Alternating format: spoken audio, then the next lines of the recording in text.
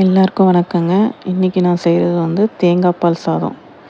என் பொண்ணு வந்து இதை வந்து ஒயிட் பிரியாணி அப்படின்னு சொல்லுவாள். ஸோ இதுக்கு வந்து நான் வந்து ஃபஸ்ட்டு வந்துட்டு சுடுதண்ணி வச்சுட்டேன்.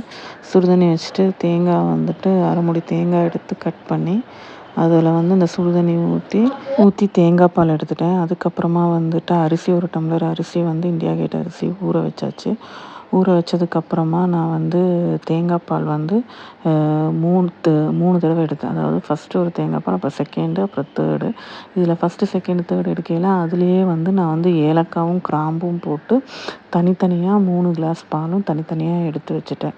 அதாவது 1 டம்ளர் அரிசிக்கு 3 டம்ளர் தேங்காய் பால்ன்ற மாதிரி கணக்கில் எடுத்தாச்சு. எடுத்ததுக்கப்புறம் குக்கர் வச்சு அதில் எண்ணெயை ஊற்றி இதில் நம்ம பிரியாணிக்கு போடுற மாதிரி சோம்பு, பட்டை, கிராம்பு, அந்த நட்சத்திரம், கடல் பாசி எல்லாமே வந்து அதில் போட்டு பிரியாணி இலை எல்லாமே அதில் போட்டு நல்லா தாளித்து வர வரைக்கும் அதை வந்து வெயிட் பண்ணி நல்லா தாளிச்சிட்டேன். அதுக்கப்புறமேட்டு வந்து வெங்காயம், ஒரு 4-5 பச்சை மிளகா, கருவேப்பிலை, இஞ்சி பூண்டு இது எல்லாமே அதில் போட்டு நல்லா வந்து வணக்கிட்டேன். இதெல்லாம் நல்லா வணக்கினதுக்கப்புறமா நான் வந்து எடுத்து வச்சுருந்த அந்த 3 தேங்காய் பாலில் கடைசி பால், ஃபஸ்ட்டு வந்து கடைசியாக எடுத்த பால் அதை ஒரு தடவை ஊற்றி அதை நல்லா கொதிக்க வச்சுட்டேன். அதை நல்லா கொதிக்க வச்சு அதுக்கப்புறமா 2வது இருக்கிற பாலையும் ஊற்றி அதையும் நல்லா கொதிக்க வச்சேன்.